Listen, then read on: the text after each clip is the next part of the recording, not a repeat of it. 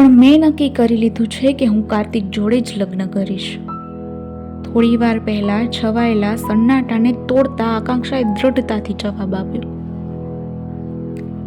આકાંક્ષા, તું શું બોલી રહી છે? તને કંઈ ભાન છે ખરા? અંશ એકદમ ગુસ્સામાં આવી જાય છે. જો અંશ, મેં નક્કી કરી લીધું છે કે હું કાર્તિક જોડે જ લગ્ન કરીશ. લાગણીઓને કાબૂમાં રાખી અને પરિવારની સ્થિરતાને સમાજમાં જાળવી રાખવું મને મમ્મીએ બહુ જ સારી રીતે શીખવાડ્યું છે. લાગણીઓના પ્રવાહમાં આવીને ક્યારેય એવો નિર્ણય ન લેવો જે સમાજમાં આપણી અને આપણા પરિવારની છાપને ખરાબ કરી નાખે, એનો અસ્વીકાર કરી નાખે. જે વ્યક્તિ આવું કરે ને એ સમાજમાં ક્યારેય સ્વીકાર્ય નથી રહેતું. અને હું નથી ઈચ્છતી કે મારે લીધે મમ્મી કે પપ્પાને કોઈ પણ તકલીફ થાય. તકલીફ? કોઈ તકલીફ વિશે વાત કરે છે તું? અને કયા માણસની તકલીફ વાતે વાત કરે છે? એ માણસ જેને પૈસાથી આગળ કદી કંઈ વિચાર્યું જ નથી. એની માટે મિત્ર, પત્ની કે બાળકો કંઈ વેલ્યુ જ નથી. એ માણસ માટે તું વિચારે છે આકાંક્ષા? ખરેખર કહું અંશ, હવે મને કોઈ ઉપર ભરોસો જ નથી રહ્યો.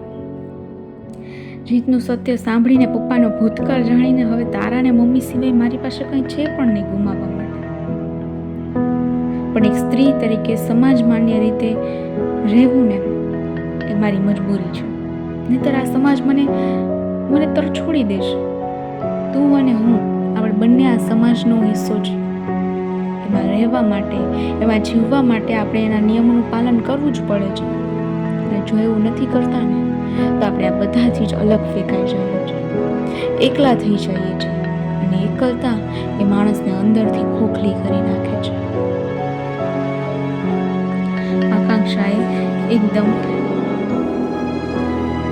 નર્મ અવાજે બોલી રહી છે. આકાંક્ષા, તું બોલે છે? કોઈ કલ્પના પણ ન કરી શકે કે તારી આ વિચારસરણી છે. અંશ રોષે ભરાઈને બોલી રહ્યો છે. જ્યારે એક દીકરી મોટી થાય ને અંશ, અને સમાજ તેની રીતિ રિવાજને, નિયમોને જાણે ને, ત્યારે પોતાના વિચારોનું વહન કરી નાખે છે. એનું કોઈ જ મહત્વ નથી રહેતું. પોતાના જ વિચારોનું, પોતાની જ નજર અને બસ સમાજ મુજબ ઢળવાનું હોય છે. કારણ કે એકલતા એને ખાઈ જાય છે. અને એનું જીવતું જાગતું ઉદાહરણ હું જ છું. મીનાક્ષીબેને પોતાનું જીવંત ઉદાહરણ આપતા અંશને સમજાવવાની કોશિશ કરે છે. એટલે આપણે જાતે કરીને સોડી ઉપર ચડવાનું એમ ને? મમ્મી તમે તો સમજો યાર, પપ્પાની ગેમ છે આ. ફરીથી અંશ બોલી ઉઠ્યો. અને એવા સમાજમાં ભણવાની ને એવી રીતને પાલન કરવાની શું જરૂર છે મમ્મી, જે તમને અંદરથી ખોખલી કરી નાખે? એના કરતાં તો સમાજથી છૂટું પડીને એકલું જીવવું સારું. એ એકલતામાં શાંતિ હોય છે. સમાજમાં ભળીને લાખો લોકોની વચ્ચે તમારી અંદર જે તુફાન ચાલી રહ્યું છે એનું શું? કોઈ દિવસ એ વિચાર્યું છે? અંશ ફરી રોષે ભરાઈને બોલ્યા રાખે છે ને પોતાના તર્ક વિતર્ક છે પોતાની માતાને બેન સામે મૂક્યા રાખે છે. મીનાક્ષીબેન એકદમ સ્થિરતાથી જવાબ આપે છે કે માન્યું કે તારા પપ્પા એક પોતાનો સ્વાર્થ જોઈને આકાંક્ષાની સગાઈ કાર્તિક જોડે નક્કી કરી છે. કાર્તિક એ સારો છે અને તેમનો નિર્ણય માનવો જ પડશે. ઘરના મુખ્યા છે તે નહીં માનીએ તો શું કરી લેશું? શું કરશું આપણે? તું જ બોલ. અંશ ફરીથી પોતાનું તર્ક આપવાનું ચાલુ જ રાખે છે. શું કરશું એટલે? તમને બંનેને લઈને જતો રહીશ આ માણસથી દૂર. અંશ એકદમ ચીડાઈ જાય છે. મીનાક્ષીબેન ફરી તેની સાથે સ્થિરતાથી પોતાની વાત મૂકે છે કે જો એવી રીતે દૂર જવાતું હોત ને અંશ, તો હું ક્યારની દૂર વહી ગઈ હોત. સંબંધોને તોડવા માટે નથી હોતા, એને નિભાવવા માટે હોય છે. અને જીવનના અંત સુધી જે સંબંધને નિભાવી રાખે ને એ જ તે સાચો સંબંધી કહેવાય છે. અને એવી રીતે જો સંબંધો તૂટતા હોત ને તો દુનિયામાં લાખો સંબંધો તૂટી ગયા હોત. ભારતીય સંસ્કૃતિ સંબંધોને તોડવા માટેની નથી, એને જોડી રાખીને જીવનભર નિભાવવા માટેની હોય છે. મીનાક્ષીબેન પણ સ્થિરતા સાથે અંશને સંબંધોની પરિભાષા સમજાવવા લાગે છે, પણ અંશ પોતાનો તર્ક મૂકતો નથી. એ ફરી પોતાનો વાદ મૂકે છે કે પણ એવા સંબંધનું શું કામ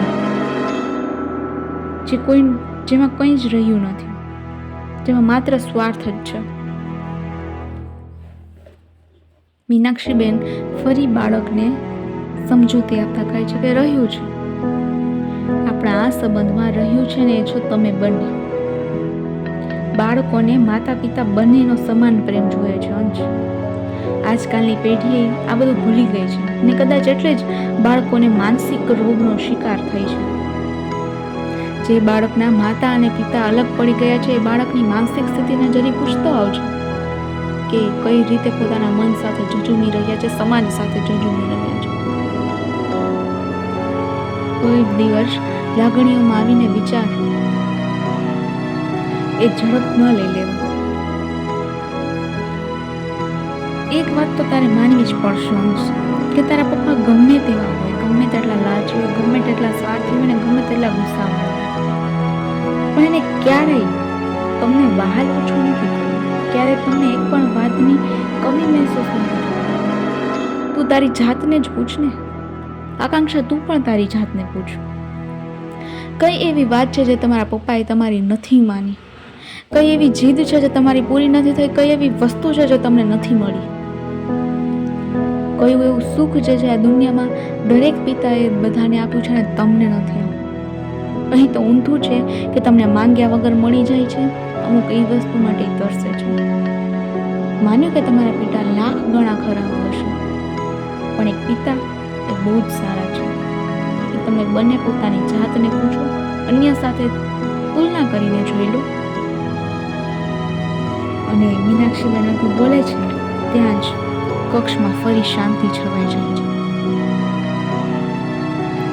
મૌન તોડતા આકાંક્ષા બોલે છે કે મમ્મી ચાલો, મારે કાલે ચોલી પહેરવાના છે, એની સાથે મને જ્વેલરી થોડી સેટ કરાવી આપો ને, હેલ્પ કરો ને પ્લીઝ મારી. હા ઓકે બેટા ચાલો.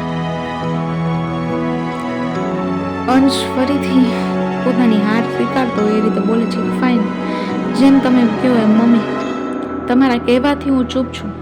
તમારા માટે સન્માન છે મારે, અને એટલા માટે જ હું આ બધું સહન કરું છું. પણ એક વાત યાદ રાખજો, જો તમને બંનેને આ માણસે નુકસાન પહોંચાડવાની કોશિશ કરીને તો મારાથી ખરાબ એના માટે કોઈ જ નહીં હોય. અંશ વાતને પૂર્ણ કરી દે છે, પોતાની હાર સ્વીકારી લે છે. હા બાપા હા, તારા રહેતા કોઈની હિંમત છે? ચાલ તું હવે કાલની તૈયારીમાં લાગી જા. તારા પપ્પાને સમગ્ર વાત કે ઘટનાની કોઈ જાણ ન થવી જોઈએ. જેવું છે એવું ચાલવા દો અને વાતને અહીં જ દબાવી દે. મીનાક્ષીબેન વાતને પૂર્ણતા જાહેર કરે છે.